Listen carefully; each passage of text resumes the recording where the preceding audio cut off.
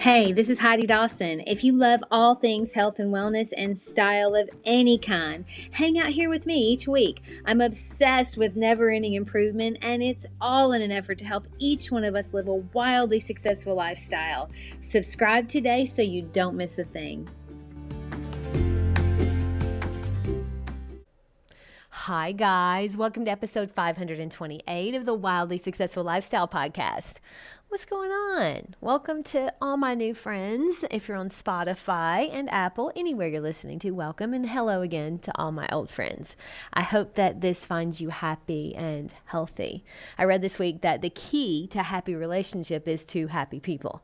That's so true, isn't it? I mean, immediately you might be thinking, oh, that's meant for couples, but I would like to present that it is actually meant for any relationship. If you're a happy person, finding a happy relationship could be as easy as spending time with just another happy person. I told you in the last episode that we just got home from being on a boat in the Caribbean for 2 weeks. We're sailing around, island hopping, which is the closest thing to heaven that I can think of. Anyway, it's our favorite vacation by far, and we sail with 3 other couples on a 48-foot catamaran. Now, you might be thinking that's a lot of time to spend with in close quarters with that many people, but we've been doing it for 10 years, and every year it just seems like it gets better and better. The 8 of us get along very well. There's no drama other than the crazy situations that you can get in on a vacation like that. Like this last time we went, we got caught in a rainstorm on the dinghy on the way back to the boat from dinner. We have a dinghy that we all ride in to get back and forth to the island from our catamaran. So if it's storming, which sometimes it does in the islands at night, it'll storm a little bit. So we were trying to wait it out, but it didn't work. As soon as half of us got in the dinghy, it just started pouring down rain. Nothing we could do about it. We all get soaked to the core. But in the same time, we're still having fun while we're doing it. And a lot of times something will go wrong on the boat. And like this one year, we were all bailing water out of the bottom of the boat at 4 a.m. But somehow, even though those things happen, we always do it with a ton of laughter and a lot of fun. Even when the situation doesn't seem so fun, there we are having fun. And part of that is each person has to be responsible for their own attitude, their own happiness. No one in that crew expects anyone else to be something they aren't, or no one expects anyone else to wait on them, or no one likes drama for the sake of drama. No one needs all the attention to feel seen, and no one is relying on someone else to make them happy. We're all just pretty much happy people in general. It's a rare group. It makes it easy to have fun when everyone you're with is happy with who they are. Now, we're all human, and I know every one of us still has to deal with thoughts that come up. At least I know the girls do, because we talk about it sometimes. We each have to handle our own thoughts. We were hiking on one of the islands one of the years, and one of the girls said at one point the 3 other girls were hiking in the front and she was in the back, and she had the thought of, why am I back here by myself again?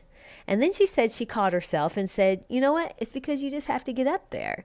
And so she did. And of course, none of us even realized any of that had transpired until she told us, because no one was intentionally leaving her out. We were just hiking and talking away, and she recognized it was on her, not us, to get her needs met. And I think on that boat, we all do that pretty well. I mean, I caught myself having thoughts that I have to manage too. At one point, I went to put on a bathing suit for the 3rd time and thought, I wonder if anybody's going to notice that I'm wearing it again. And I caught myself thinking that. And I went, who cares? Nobody. I promise you, no one would care. Even if I wore the same one 5 times in a row, and we might laugh about it, but it just doesn't matter. But for a moment, I thought it might matter, and it was totally going to affect what I put on. I also noticed that I wanted to wear a bathing suit again because I'd gotten a compliment on it when I wore it once before. It's fascinating when you start noticing just how much of your life is affected by the thoughts you have about any given thing. Years ago, I used to always wear my hair on a side part, and one day I tried something new and wore a center part, which was becoming popular, and I really liked the way it looked. So I was meeting a friend for lunch, and she basically told me it looked so good I should wear it like that every day. That made me feel so good because I liked it too. And you know what? It's 10 years later, and I'm still wearing my hair at a center part. It's crazy how influential different thoughts can be. You know, I've been doing a new meditation practice that Tim Ferriss, he has a podcast, but he suggested this meditation practice called The Way. And so far, I really love it. It's one of the things that they use in this is a technique called labeling. So while you're meditating, you label things. So you can label things that you're hearing or seeing. Yes, you can see when your eyes are closed, by the way. It's very interesting. But it's been really effective because it helps you notice everything. Now, I'm in the middle of the practice, so I know there's a lot more that I'm going to learn. But so far, it's helped me notice and label things that I do in my head. I think I've gotten pretty good at being aware of my thoughts, but this practice has shown me that I still have a lot of work to do.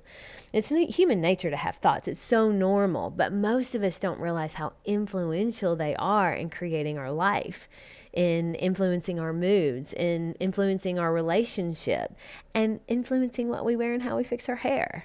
Now, I've started using that labeling technique to label thoughts that I'm having just throughout the day that are kind of affecting me. So if I'm starting to create a scenario in my head about me or someone else, I'll notice it and I say creating, so that I'm aware that I'm doing it. If I'm ruminating on something someone said or did that I didn't like, I'll say ruminating. Now, if I'm trying to meditate and I notice that I've drifted off, I say thinking. And when you do this, you start to become really aware.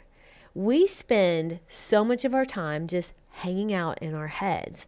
And if we aren't careful and we aren't aware of it, we can create a life that is scary, miserable, victim-y, or angry. A lot of our problems are created right in our own head. That's why I talk about it so much. It really has become one of the main goals of this podcast, is for us all to be aware of the thoughts that create our life. Recognizing that our thoughts about ourselves matter for how we act or dress or present ourselves. And then our thoughts about other people are the reason why the relationship is good or not so good. So I have a question for you, and you really have to stop and think about the answer. What percentage of your day is spent inside of your own head? Maybe creating scenarios, ruminating over past stuff, or trying to mind read what someone else is thinking.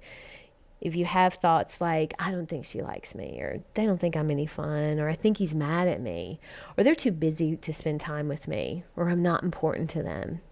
How many times do you have those thoughts throughout the day? And what percentage of your day is spent embroiled in inner dialogue with yourself or inner dialogue with other people? So maybe you're thinking, if they say this, I'm going to say this, or if they do this, I'm going to do this, or I wish I'd have said this when they said that. All of these things we do, right? We create the life we're living right inside of our own heads. It's a good thing to be aware of because it's the reason we do any of the things we do. And it's affecting every relationship we have, either in a good way or a bad way, depending on the thought, especially the relationship that we have with ourselves. My challenge to you today is take responsibility for every single thought you have. You do that by noticing and then maybe labeling the thought. So if you notice you're thinking someone's mad at you or you're trying to interpret their mood, quietly say mind reading. Or if you're having a fight in your head with someone, or maybe you're making up some imaginary scenario that isn't nice to you or someone else, quietly say to yourself, creating. You don't even have to do anything with that thought. It's just noticing it and labeling it for what it is goes a very long way in fixing it. You're probably going to crack yourself up with how often you find that you're doing it. I did at first, but you'll eventually notice that it slows way down. And along with that, your happiness goes way up because you're not creating reasons to be upset. And happy people make for happy relationships. Remember that. Which side of the equation do you fall on? Share this with 3 happy people. I love you guys. I'll talk to you in a few days. Don't forget to subscribe and share with your friends because we're just going to keep going bigger and better places together. And I love that about us. Talk to you in a few days.